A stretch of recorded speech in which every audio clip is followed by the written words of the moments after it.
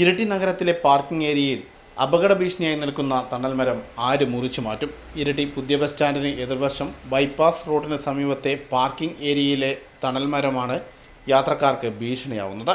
പഴശ്ശി പദ്ധതിയുടെ അധീനതയിലുള്ള പ്രദേശമാണിത്. വർഷങ്ങളായി മിനി ചരക്ക് വാഹനങ്ങൾ പാർക്ക് ചെയ്യുന്ന പ്രദേശത്തോട് ചേർന്ന് നിരവധി സ്വകാര്യ വാഹനങ്ങൾ ഉൾപ്പെടെ പാർക്ക് ചെയ്യുന്ന സ്ഥലത്തെ തണൽമരത്തിൻ്റെ ശിഖരങ്ങൾ കഴിഞ്ഞ ദിവസം പൊട്ടി വീണിരുന്നു. ഇതുകൂടാതെ ഇപ്പോഴും ഈ മരം അപകട ഭീഷണിയിൽ തന്നെ നിൽക്കുകയാണ്. ഇവിടങ്ങളിലെത്തുന്നവർ ഈ മരത്തിനു ചുവട്ടിലാണ് വാഹനങ്ങൾ നിർത്തി സമീപത്തുള്ള കച്ചവട സ്ഥാപനങ്ങളിലേക്കുൾപ്പെടെ പോകുന്നത്.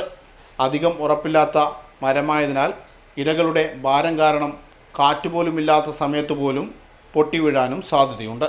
15ഓളം സ്ഥാപനങ്ങളുടെ സർവീസ് ലൈൻ ഈ വഴി കടന്നു പോകുന്നുണ്ട്. അതുപോലെ ഈ മെഡിക്കൽ ഷോപ്പ്, സൂപ്പർ മാർക്കറ്റ് തുടങ്ങിയുള്ളതിനാൽ നിരവധി കാൽനട യാത്രക്കാരാണ് ഈ വഴി കടന്നു പോകുന്നത്. പിന്നെ കഴിഞ്ഞ ദിവസം തന്നെ ഈ മരത്തിൻ്റെ വലിയൊരു ശാഖ പൊട്ടി വീണ് ഭാഗ്യത്തിനാണ് ഇവിടുന്ന് ഒരു അപകടം ഒഴിവായത്.